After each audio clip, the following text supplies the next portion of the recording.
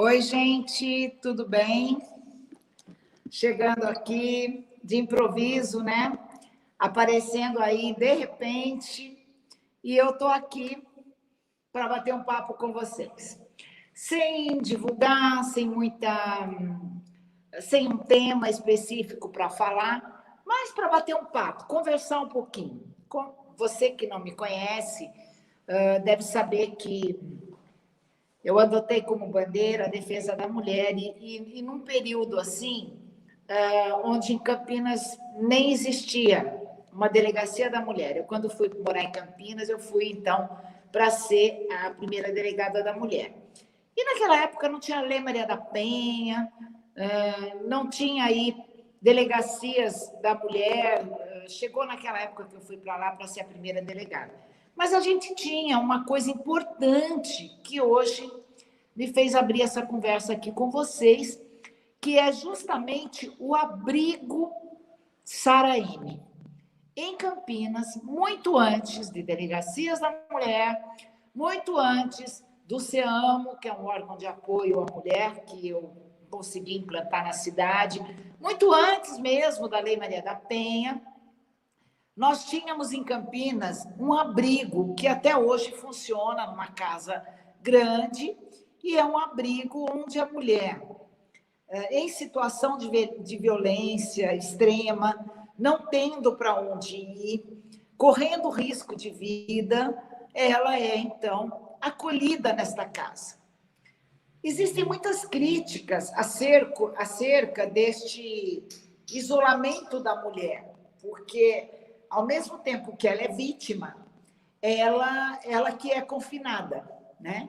Ela que vai para um lugar, uma habitação coletiva, conviver com outras mulheres também na mesma situação de violência, com os filhos de outras mulheres, de outras famílias. Então, realmente, quando a gente fala a solução é um abrigo, não, a solução é um abrigo emergencial.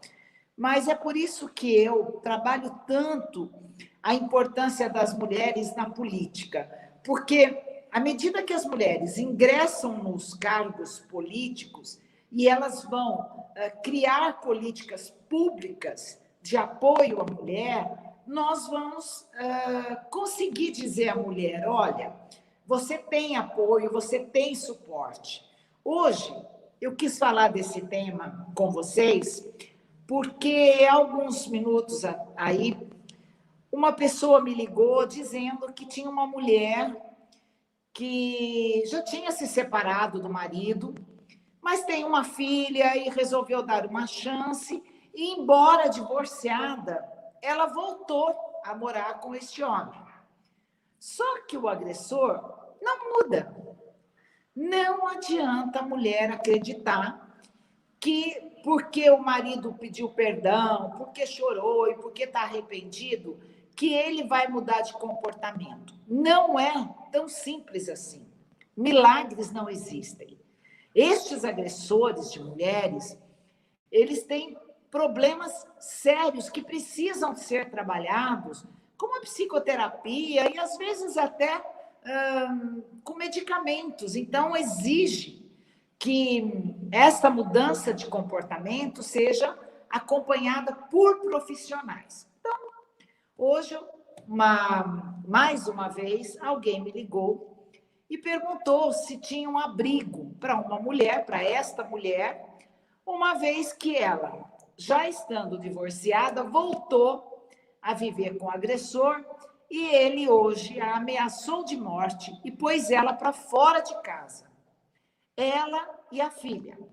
As duas ficaram sem ter para onde ir, sem amigos, sem parentes, e assim essas duas mulheres ficaram à mercê do que a rede de apoio à mulher poderia fazer. Este caso de hoje que eu estou relatando aconteceu aqui em Hortolândia, numa cidade próxima, divisa aqui com Montemor, onde eu trabalho hoje, onde eu fui delegada de polícia e hoje trabalho com política, juntamente com a secretária de Desenvolvimento Econômico e Social da cidade, a a doutora Elaine, trabalho com ela, mas a gente trabalha as políticas públicas e estamos implantando aqui em Montemor, espero que em breve a gente consiga instalar um CEAMO, que é um Centro Especial de Atendimento à Mulher, e também um centro de reabilitação do agressor. Este homem, que para deixar de ser agressor, ele precisa passar por um trabalho. E mais do que isso, se ele não quer, ele precisa ser obrigado a fazer esse tratamento. É assim, o juiz tem que dizer, cidadão, você quer fazer tratamento ou você vai preso? E aí ele não tem escolha e acaba fazendo um tratamento. E na grande maioria dos homens que passam por esses centros de reabilitação, eles não voltam a repetir essa violência. Claro, há exceções. Pois bem, essa mulher fez todo o caminho que ela devia fazer. Ele a agrediu, colocou ela para fora de casa. Final do dia, uma cidade que não tem também delegacia da mulher, muito menos um plantão de delegacia da mulher 24 horas, e ela se viu na rua, literalmente na rua, com a sua filha. E aí, o questionamento que fica é esse. Numa cidade cujos equipamentos não amparam a mulher, não tem um abrigo para esta mulher, não tem uma delegacia especializada e a violência aconteceu. O que fazer? O CRAS da cidade entrou em contato lá com Campinas e está conseguindo, finalmente está conseguindo, uma transação aí, conseguindo uma vaga em Campinas.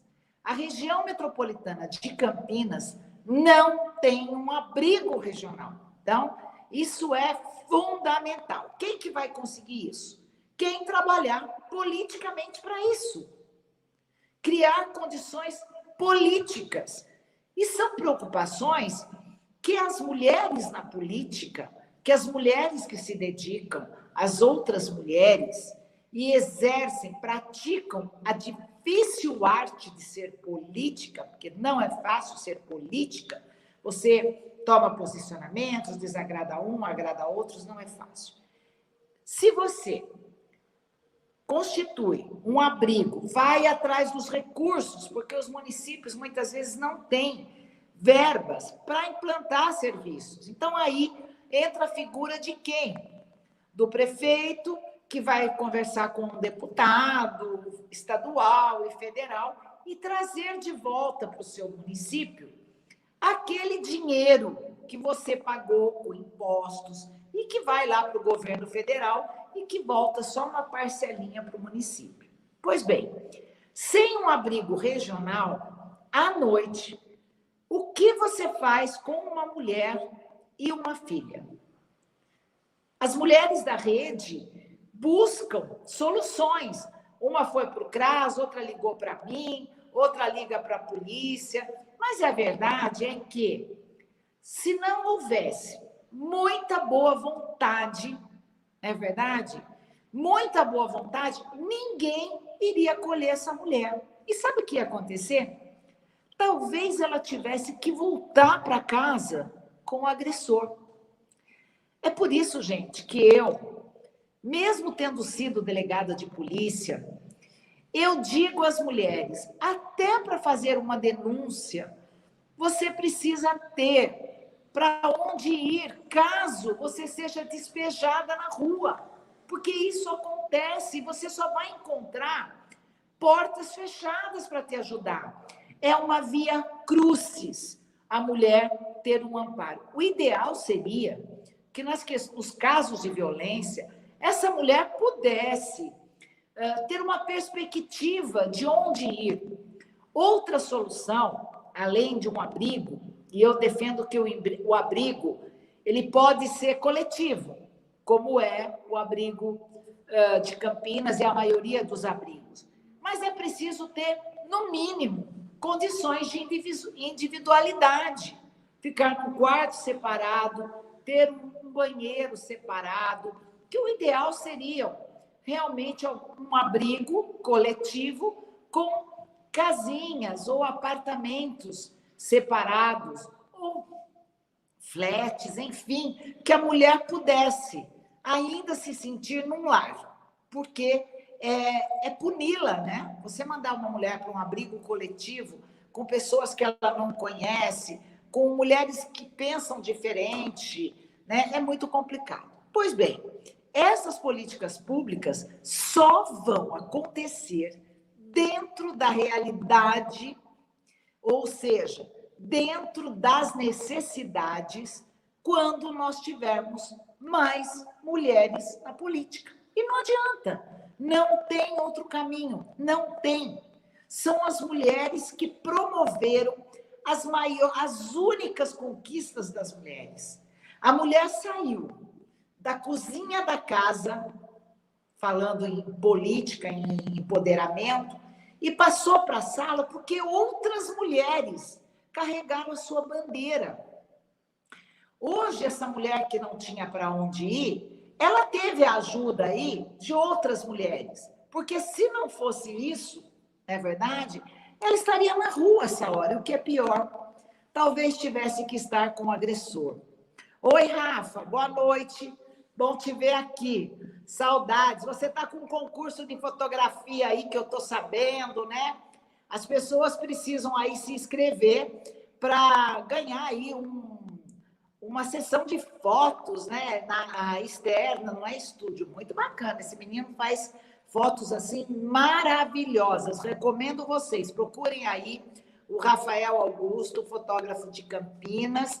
Um amigão mesmo, um cara muito querido, e as fotos dele são maravilhosas.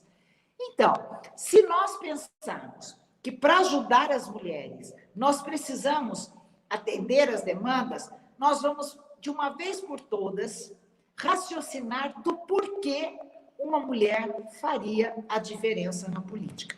Então, mulheres, homens que amam, que respeitam e que apoiam as mulheres, confie nas mulheres, dê às mulheres a oportunidade de cuidar um pouco desse mundo. Até hoje o mundo foi aí administrado, né? Os homens sempre mandaram e as coisas não estão tão boas. Está com a gente aí também a Regiane Passos dos Santos.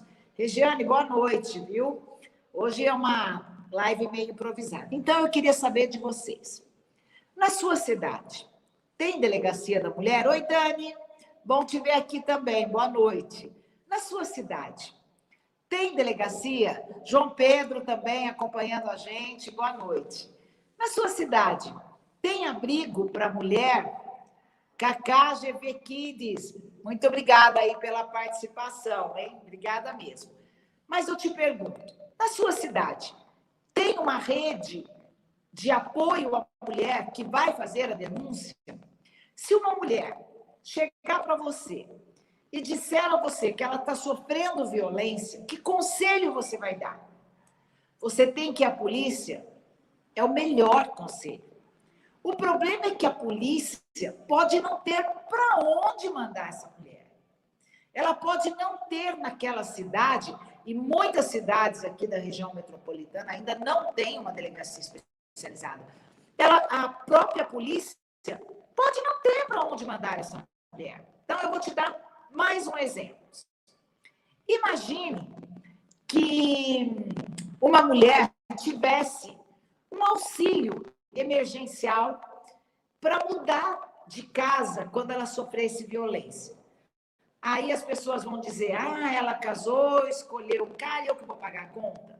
Não, gente, nós estamos falando de um auxílio temporário, salário mínimo, por um período, até essa mulher ser trabalhada por uma equipe de apoio, até um assistente social conseguir colocá-la, por exemplo, no mercado de trabalho.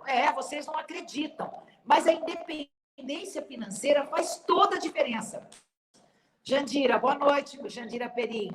Muito bom ver vocês aqui. Oi, Cacá. Vivi muitos anos em relacionamento abusivo e confesso que não é fácil. É isso, Cacá, que a gente quer.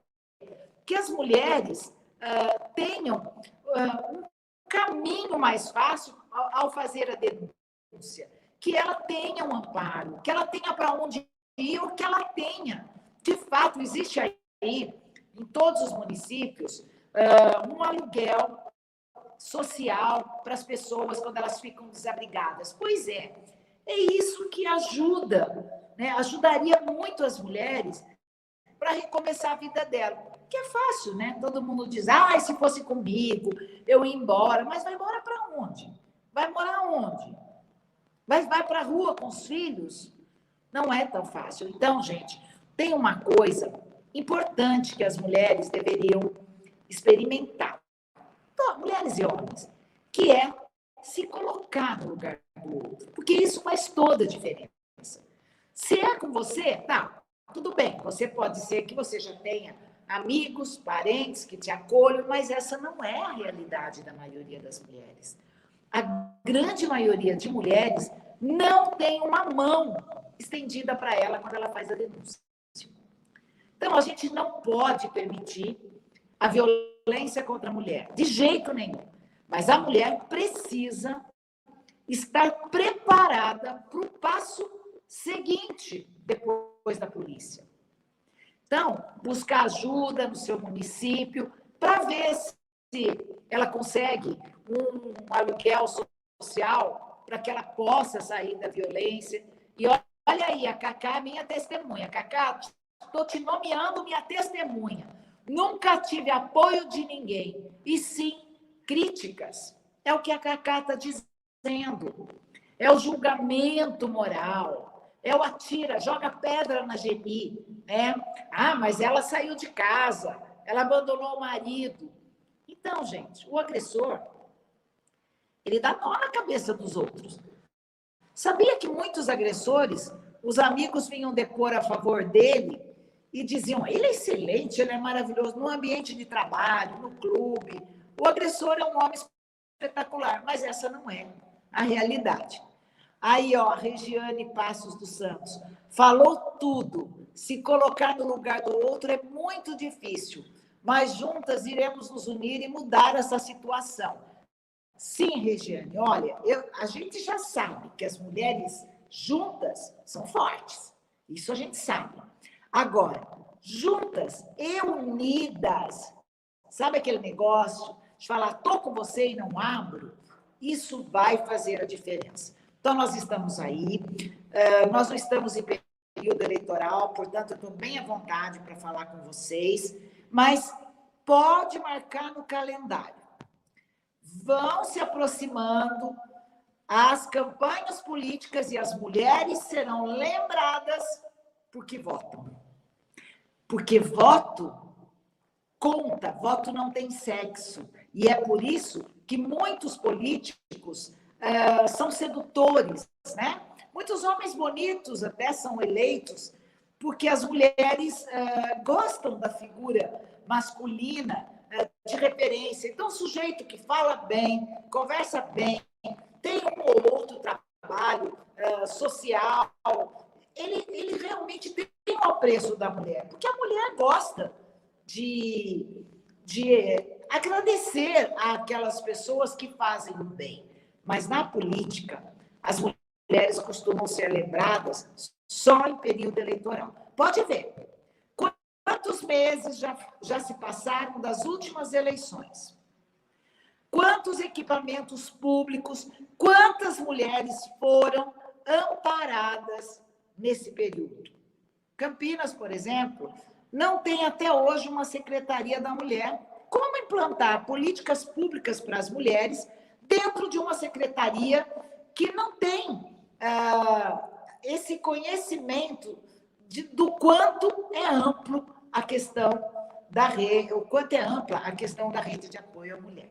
Então, você aí, que muitas vezes não se coloca no lugar do outro, mas que tem um dom para ser um bom juiz, um bom policial, um bom delegado, bom advogado, pense, se fosse com você, você iria sofrer.